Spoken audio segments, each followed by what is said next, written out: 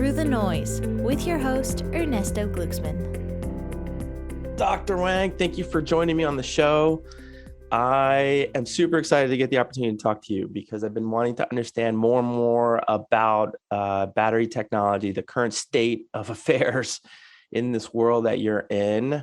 And you sound like you're the guy to talk to about this. Before I get into some questions, let me just give a little bit of a breakdown. You are the CEO of NanoGraf, and NanoGraf's an advanced materials company in the energy storage space.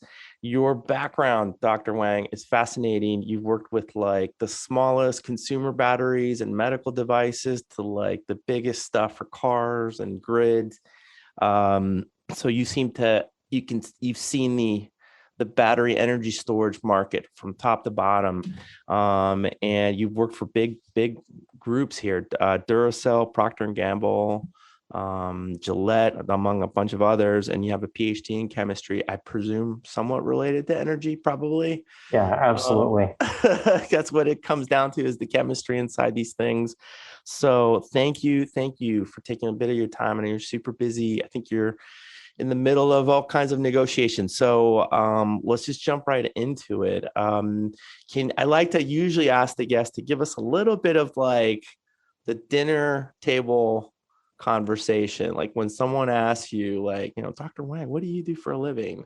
What do you give them? What do you start with?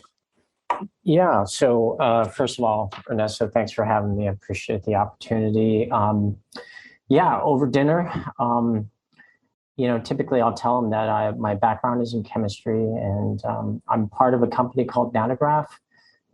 We're a startup company. We make a very special material. It's an anode material. It's silicon-based, and at a very layman's level, it makes batteries significantly better, and that plays a role, not only in things like consumer electronics, but down the line, it's going to matter for electric vehicles.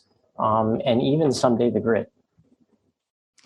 And okay, so my layman's understanding about battery technology, I just hear, you just hear lithium. You think, that's the stuff that's going into these cars.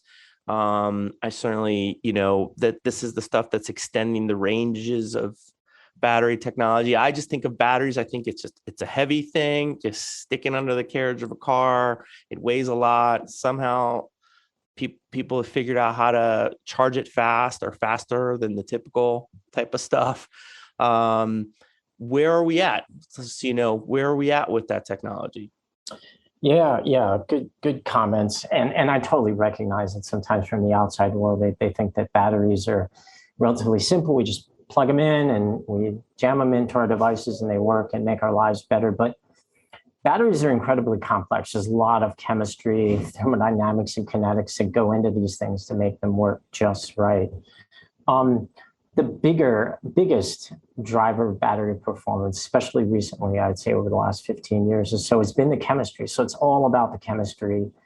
And the future, and when I say future, I'm probably talking about the next decade or two. I think you can expect that to continue to be true.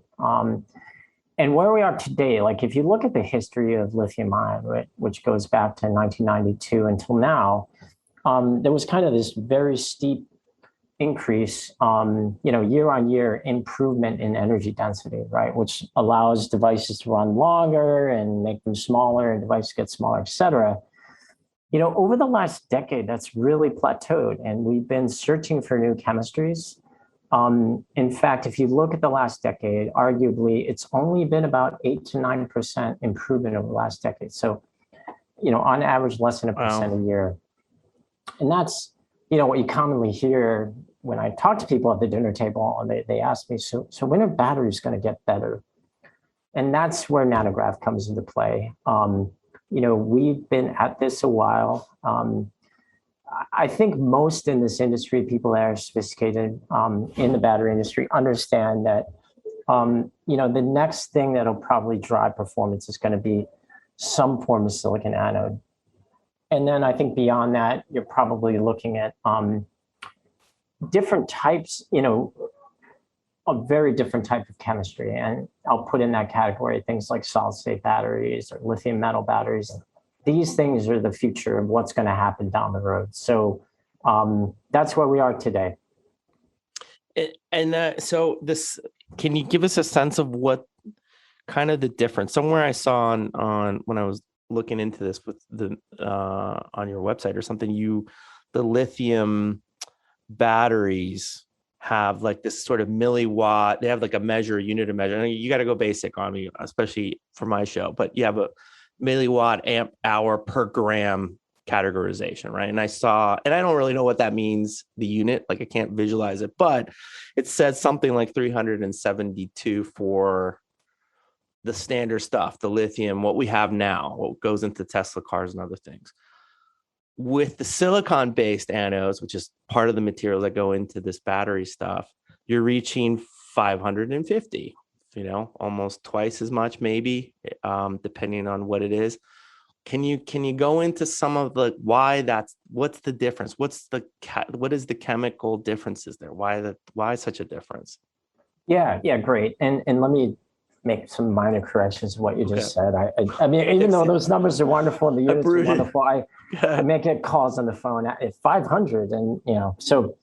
Anyways, the typical units of energy density are watt hours per kg, which is energy per weight, or watt hours per liter, which is energy per volume. And one of the things, and many of your listeners may have seen this in the news, we recently demonstrated literally the world's most energy dense battery. So we've reached 800 watt hours per liter, which is the way we like to put it, is a decade's worth of improvement over what's out there today, which really is a lot when you think about the plateau that's there. And if you draw the curve, it's pretty significant. And there's no question that this is a value add in terms of consumer perceivable differences. And so what's special here is that we've been able to prove that our technology is a drop-in to existing lithium-ion manufacturing infrastructure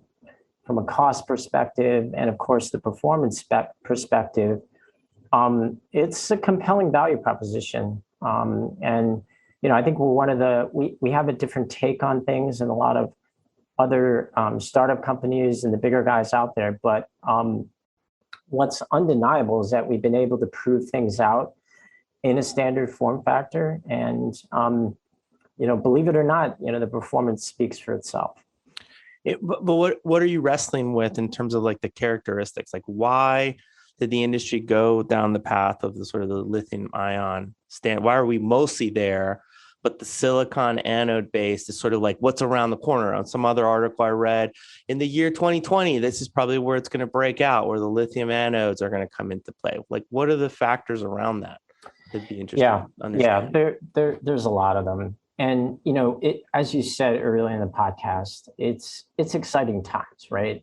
Every other news story, whether that's the Wall Street Journal, New York Times, or otherwise, is about batteries, how important they are, how they're getting better. There's a lot of claims about what's going to happen and the changes that are, industry is going to be disrupted, et cetera, et cetera. I tend to be on the very conservative side. Like you said, this isn't my video, and I've been around the block, and I've seen a lot of things come and go. I think what's important when you look at technologies is, the battery industry tends to be what I'll say evolutionary, as opposed to disruptions don't happen every day, right? They happen maybe every 30 or 40 years where we have a fundamentally different chemistry. Lithium ion's been around since 1992. It continues to be the first choice when it comes to mobile power, electric vehicles, and probably someday the grid as well. That's where we are. I think there's a lot of FOMO out there. There's a lot of wild claims, in my opinion, that say, hey, we're going to have this fundamentally different battery chemistry that's going to be here in 2025. It's going to replace lithium ion. And oh, by the way, the industry, which is, multi-billion dollar industry, is completely going to change, and all these big players are going to go away. I think those are tall claims, and investors and others can believe what they want. I do think Lithium ion, there's still room to move, even though the last decade might not be a great example of that. I think our latest achievements suggest that, our type of chemistry, silicon anodes, are clearly the next technology that's going to move lithium ion forward. And, it's not just me saying that. There's other people. For example, if you go to Tesla's Battery Day, they have this wonderful graph that shows that 54% of the range, future range improvements of electric vehicles are going to come from batteries in one dimension or another. And of that 54%, the largest contributor is the anode or the silicon anode as part of that. So, Tesla being a leader in this category certainly believes everything that I've said here. Are they using silicon anode based stuff, or they've started to work on that? Absolutely. Yeah. So at least what's, I haven't taken apart a Model S to check, but the claims are that they have what is called the Model S Plaid series or version. I think it was part of this, and a few years ago, people were calling it the ludicrous mode, or Elon was calling it the ludicrous mode. That Model S Plaid apparently does have batteries that contain about 5 to 7% silicon. This is what I hear. Maybe we should just break up a little bit, or backtrack a little bit. Can you give us sort of just a rough breakdown of the process with lithium? Because it seems like there's an incumbent battery manufacturing process, this lithium stuff. What's kept the silicon-based anode, if you can get like 20%, let's say conservatively, more energy density per whatever, what's held it back from adoption? Why are we in 221 reading an article saying 220 would have been the breakout? Why are we still in that zone? Why are we in a startup mode, I guess, versus much further along? No, it's a great question. So silicon's nothing new, right? Silicon oxide, silicon anodes are nothing new. We've known about them for over 20 years, right?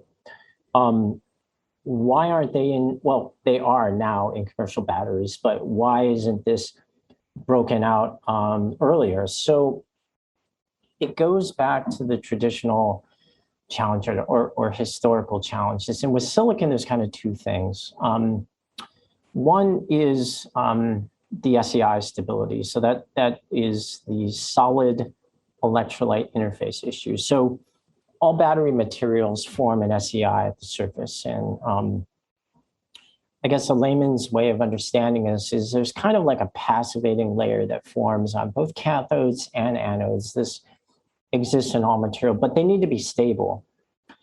And one of the interesting things about silicon, and it's part of the challenge, is that when it's charged, the battery particle actually it expands quite a bit. It expands almost 300%. And when it does that, invariably it begins to crack, and there's all these other issues, and accelerates the SEI issues. It also accelerates the other fundamental mechanism, which is called electrical disconnection. So what happens is these particles that expand crack in a gazillion pieces and become electrically disconnected, and then don't participate in the energy storage of the battery. So it's really the SEI instability and the electrical disconnection. And so our company, with respect to those two problems, I'd like to claim that we've just about solved both of them. We have a proprietary composition that results in a more stable SEI. That might not be grammatically correct, but I think you know what I mean, a more stable SEI. The other part is the electrical disconnection, and that has to do with the graphene. And the graphene has some wonderful properties that allows us to make sure that all the particles, even if they do crack, are still connected electrically and then can still participate in the battery chemistry. And so, we have a unique solution to these traditional problems, and we're at an exciting phase of the company where, like I said, we've been able to demonstrate the performance in a standard form factor. This form factor, this battery, which is called an 18650. We do have some customers at the end of the value stream that it does provide value to. And, in a nutshell, they're willing to buy it and buy a lot of them. So where we are as a company is we're beginning to expand and, transition from a startup company into a product company and production company. And that's really exciting. And what's more exciting is we're doing that in the United States, which I think is kind of the momentum where everything is headed. Well, I'm sure that's music to potential larger institutional investors, right? They like to see startups that already have customers, and that what they need what you need their capital for is to expand the operations, right? You Absolutely. don't need to find the buyers necessarily, right? But that sounds exciting. Is this a scenario where, for something to expand 300%, literally the battery would be like fluctuate, like as you charged it, it would kind of blow up, and then as that expansion and contraction happens, it breaks the pieces inside that then they don't participate in the electrical throughput or whatever you guys call it, the engineering. Yeah, no, it's a good question. So, what battery designers do when they make their batteries, they need to make sure that there's enough room to accommodate that expansion. But silicon's ability to store lithium or hold extra electrons is immense. So, pure silicon in theory is, I forget the exact number, it's something like 3,000 milliamp hours per gram, where conventional graphite, which is the incumbent technology, is about 360 milliamp hours per gram. So there's a huge difference there. And so that's why people, even if they leave space in the battery for the silicon to expand, you still come out ahead. Right. But and then part of that process then is so you're but you're tackling the problem at the two ends of this issue, sort of the expansion part. If you can get it to stabilize more, then it expands less, right? But then the other part is as it does expand, making sure that the cracking or whatever still continues to be the right material. So you have a proprietary process around all that you guys have figured out for yourselves. Absolutely. And I think the other two things to note about the value proposition are that, and we really from the get-go have always thought this way of, design for manufacturability and cost, because that's, at the end of the day, you'll see and hear about some very, what I'll call exotic solutions, and they're really neat and very innovative, but can you produce it at cost, at scale? And can it be, for a reasonable cost, can you provide it to an electric vehicle manufacturer, for example? And many of the examples that you hear out there use methods, for example, of like vapor deposition, which is incredibly expensive. And, it's very hard to imagine that you can produce a material that on $1 per kilowatt hour basis is competitive with the incumbent technologies, because that's what you're going to be compared against, right? In the industry, literally, especially the big boys, the tier one battery producers are not going to adopt a technology that isn't cost effective. There are very few people, if you say, I increase the battery density by 10%, but I triple the cost, it's not going to work out. That doesn't do the job, right? Exactly. And just so we understand, vapor deposition, that's like you're spraying this, coating it as part of that process. There's like a coating electrical process in creating battery materials, right? So to be clear, we don't do that. You don't do that. Yeah, NanoGraf doesn't do that. You have a wet chemistry? We have a wet chemistry, and it's completely scalable. We've already scaled it to 10 tons per year. All of the numbers that we look at is cost effective, right? We know that the biggest drivers in cost are the materials. And we know if we scale to, let's say, 1,000 tons per year, that on $1 per kilowatt hour basis, we're actually slightly cheaper than graphite. Okay. Now you get the accountant's attention, right? Because if we can get the machinery to this scale, and you have buyers that are willing to buy at that amount, now you're cheaper than the stuff that they would get, and the energy density is how much more into it? How much more would you get? So at least what we've been able to demonstrate very solidly, I can say we're 28% better than incumbent graphite 18650 cells. That's what we've been able to demonstrate. So in other words, your electric vehicle, let's take a Model S, for example, which, by the way, uses 18650s, would drive 28% longer. Okay. 186, sorry, that was It's 18650s, actually. Do I have one on my desk? I did. Sorry, don't have it right now, but we did. It is it is the oldest lithium ion form factor. You and I are old enough to remember these really honking thick laptop computers.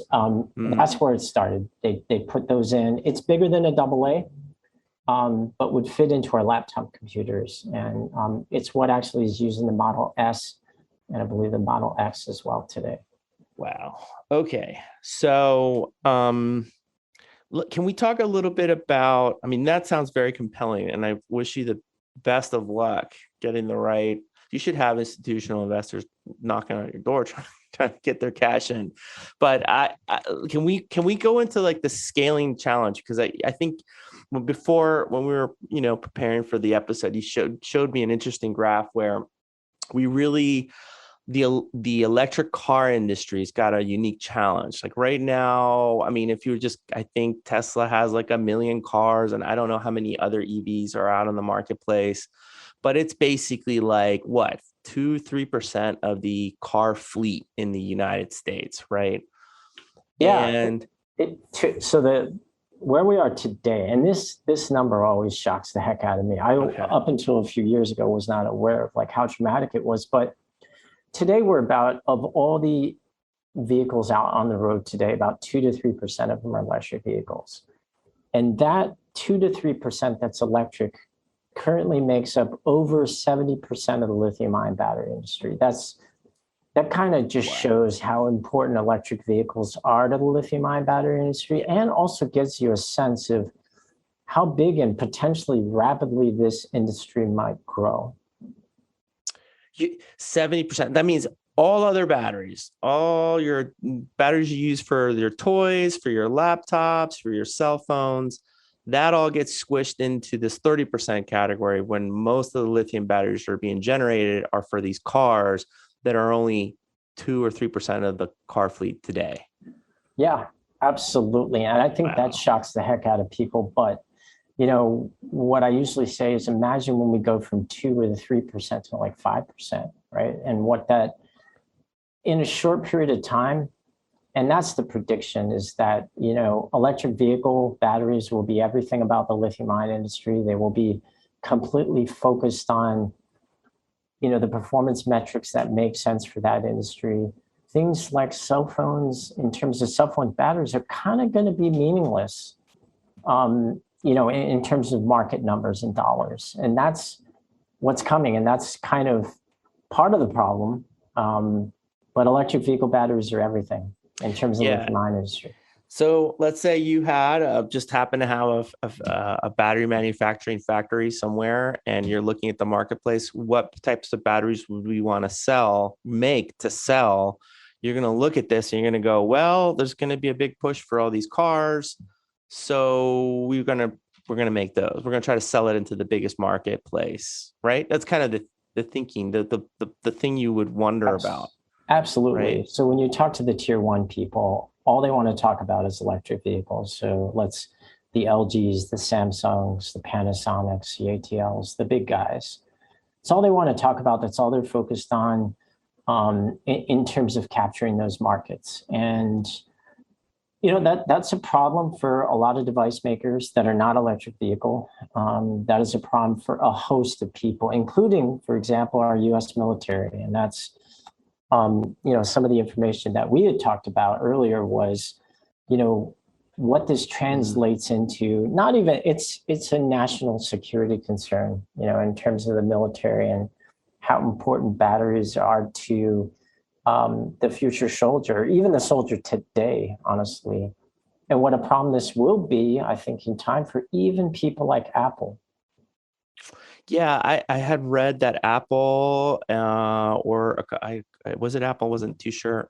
They're all trying to secure their own battery production work. They're trying to partner up more, right? They're trying to basically secure the supply of battery materials for their products and services. Because if you suddenly have they can't find any more manufacturers because they're all making car batteries, that's going to put a huge strain on their ability to actually make new devices, right?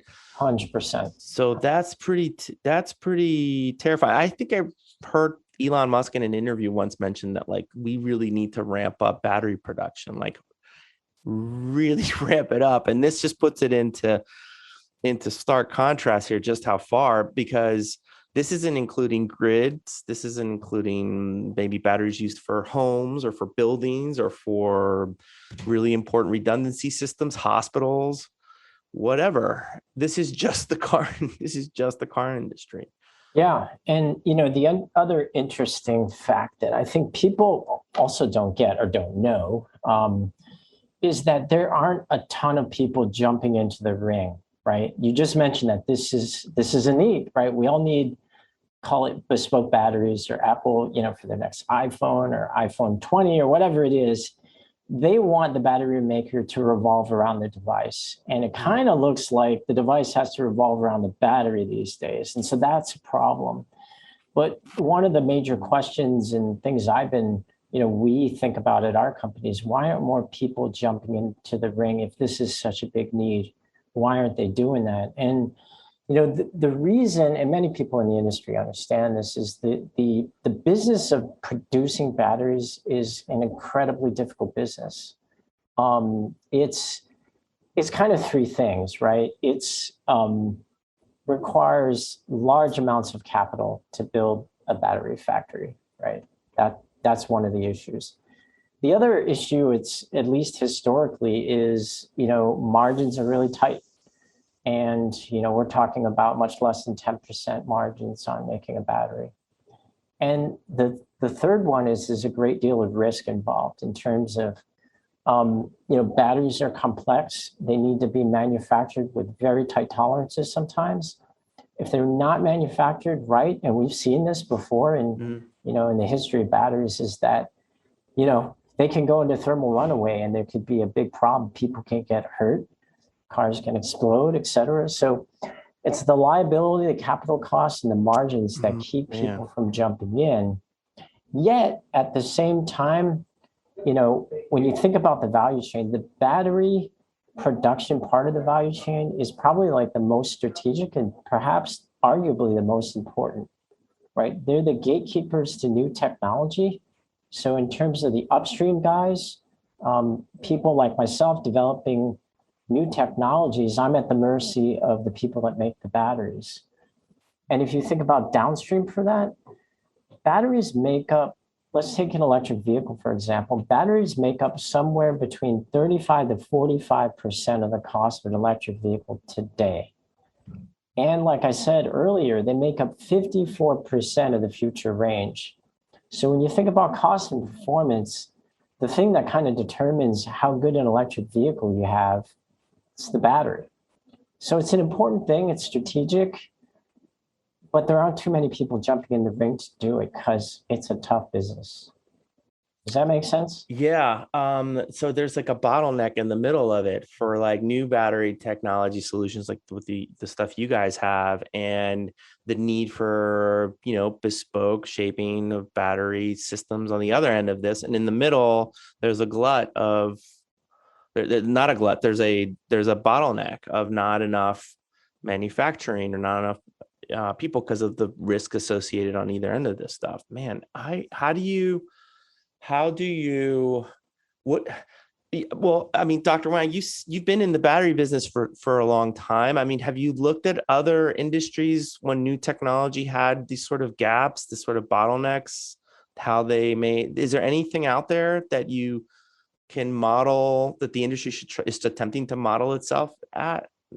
Yeah, I mean, I think there's other industry examples for sure. And it's not to say that, we certainly couldn't look at our own industry. And so one of the statistics, that people like to throw around, and it's kind of, oftentimes the villain these days is China, right? What have they done? So I think I had heard a factoid recently that 76% of the battery production capability in the world resides in China. So how has this happened in China, and it being such a difficult business? How have they done it? Well, if you look, and this is not to say this is the only way you could do it, but they've had probably close to 2 decades worth of government support to get this infrastructure off the ground. I think the Chinese government, love them or hate them, understood that this was important for the future. All it takes is one trip to China, and you see the smog and the pollution issues, and you go, okay, in terms of the grid, in terms of electric vehicles, batteries are one of the most important things. And so they've consistently, call it almost 2 decades now, have just put in money and supported companies to make sure that a tough business was viable and existed. And today, honestly, I think I think the facts speak for itself. The fact that they have 70% of the production capacity, and it's so important for the future.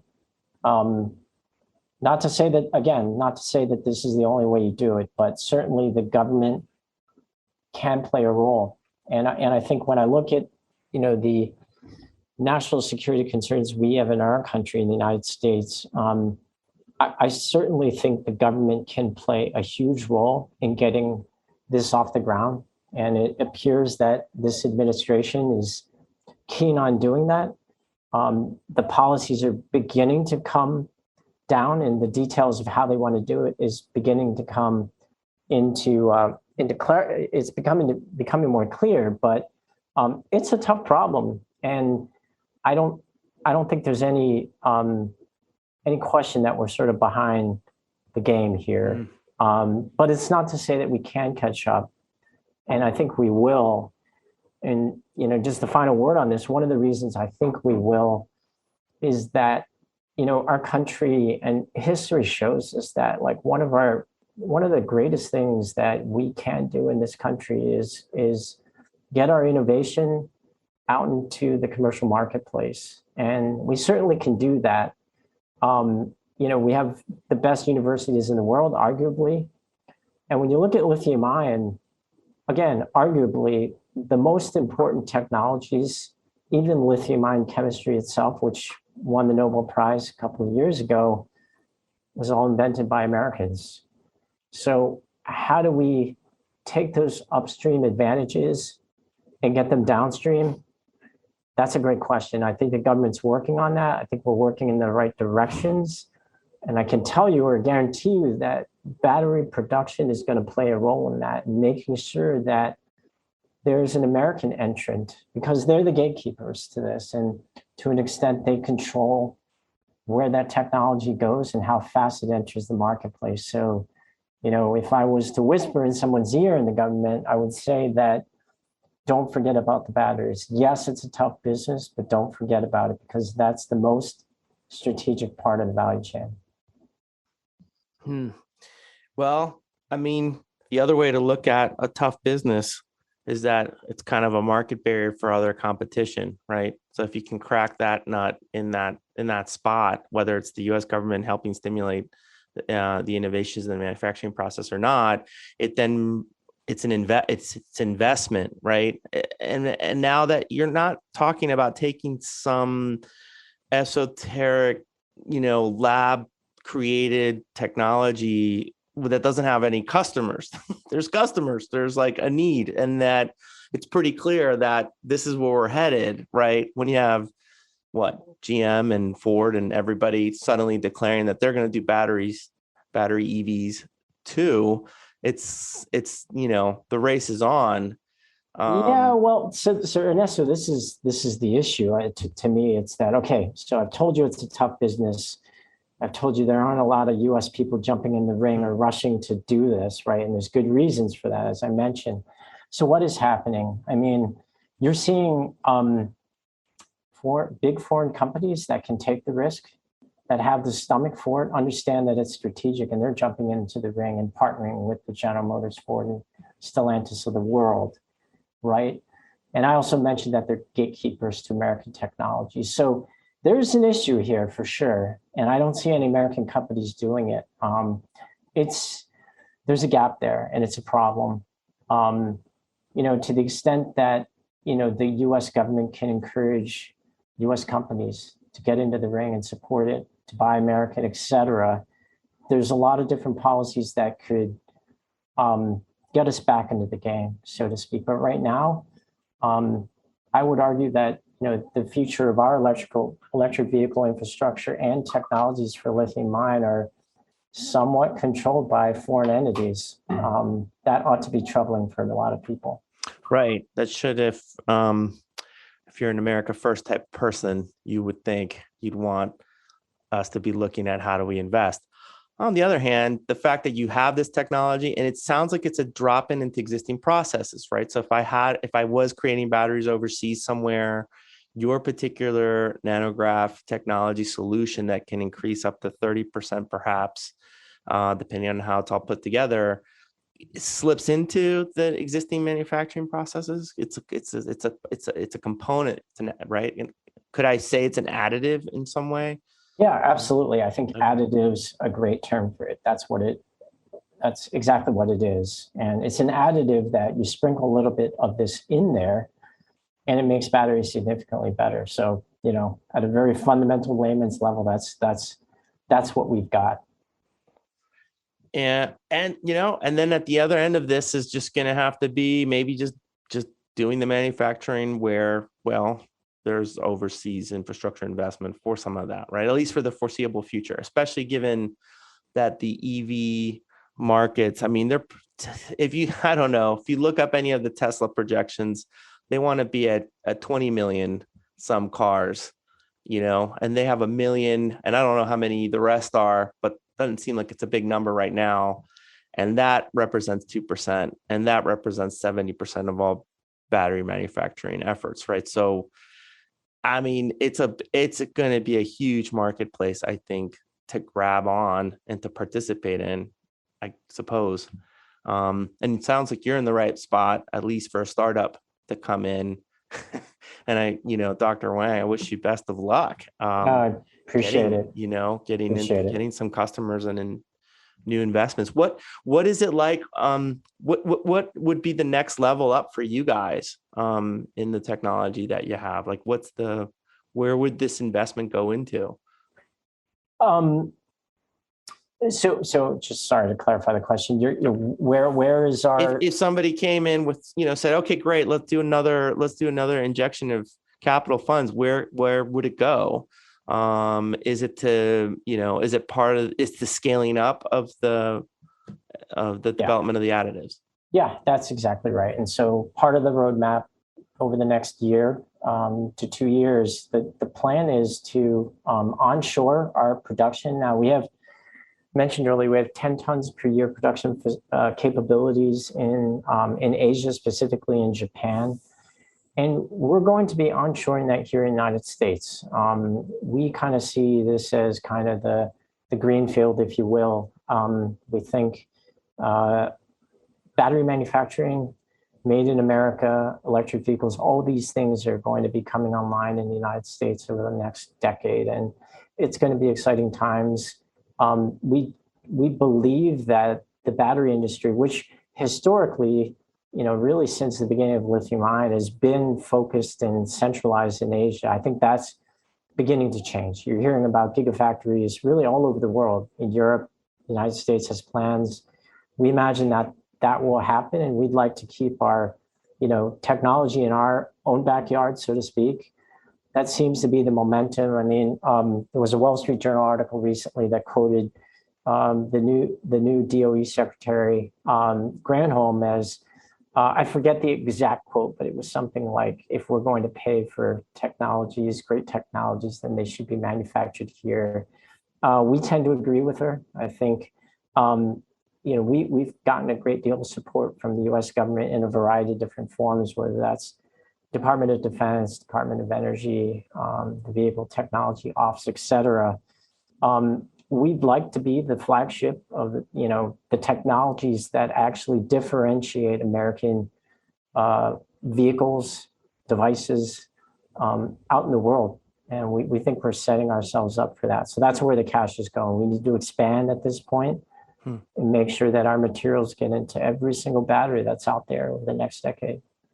How, kind of just curious, just looking back on your career, given that where you worked at, how did a scrappy startup get your attention? How did they compel you to jump in on a very stressful stage of building a business?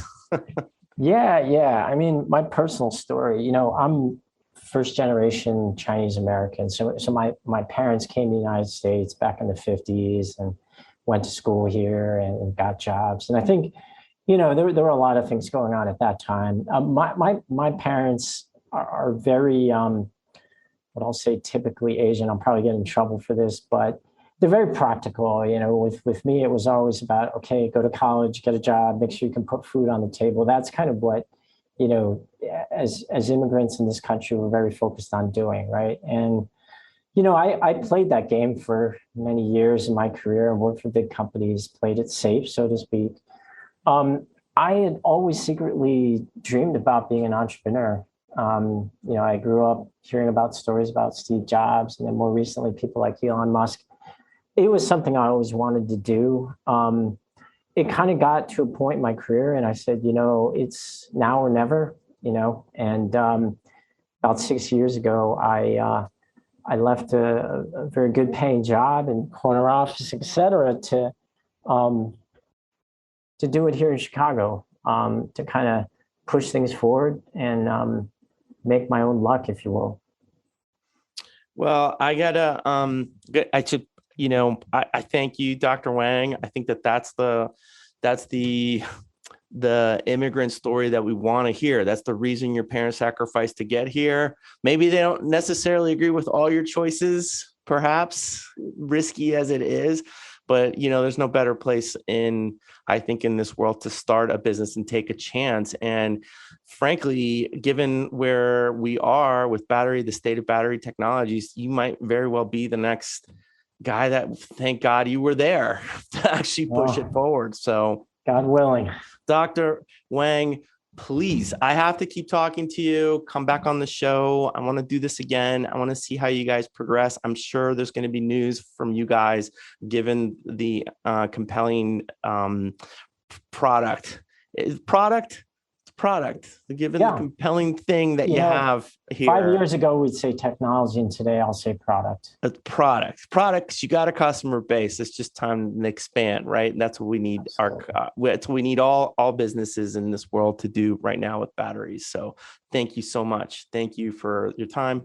Much appreciated. And thank you guys for listening. Really appreciate it. If you happen to catch this on the podcast, like most of you do listen to it, it'd be nice if you just go to the YouTube and like it or subscribe. I don't know what they say on YouTube anymore, but we started putting out the episodes on there.